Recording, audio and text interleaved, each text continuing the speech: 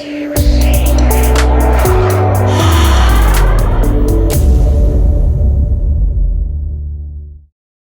and welcome to another episode of Adtastic from Daily Ad Brief.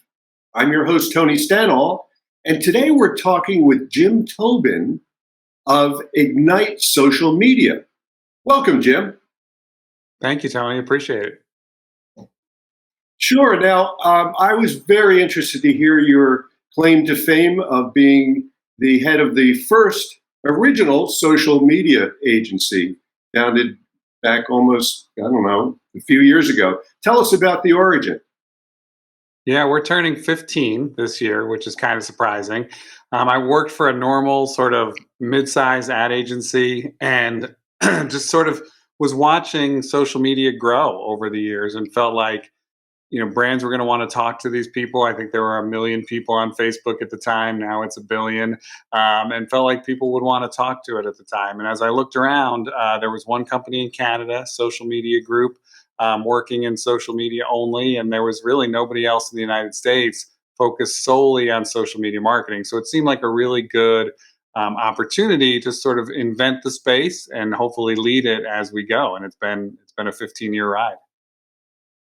Right. It's very interesting to watch too. I know, different generations respond and like different platforms than others. I know I'm a father of 2 millennial daughters, and they started with MySpace back in the early Neanderthal days, and then they gravitated to Facebook. Now Facebook is for the old folks. What's What's the latest in development for particularly for the younger population?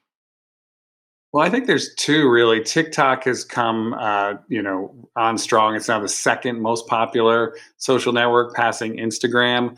But it's really more of an entertainment vehicle than a true social network. I think, when we were coming up, the ability to keep in touch with others, the ability to publish on a blog or a tweet to the world was kind of revolutionary. But our children have always had that ability. And so for them, they have different points of emphasis. So TikTok's very strong, and Snapchat is actually making a surprising comeback because younger people are a little less interested in broadcasting their thoughts to the world, maybe, comedy and the things that do well on TikTok. But Snapchat's really good at group messaging in a fun, interesting way. And so Snapchat's made a really strong comeback. So there is definitely this dichotomy between what generations use what social platforms, and even why you use social platforms. You use, TikTok generally to be entertained. You use Twitter generally to stay up to date on whatever's of interest to you. Right. I'm surprised how much news I hear about celebrities passing, or some bombshell revelation in government that comes to me via social media. Yeah, it's really the breaking news. I mean, my daughter heard, I think, on TikTok about the Amber Heard, Johnny Depp verdicts coming in before it was on any of the news sites. The news site said the verdict's coming soon, and my daughter was saying it's 15 million for Johnny.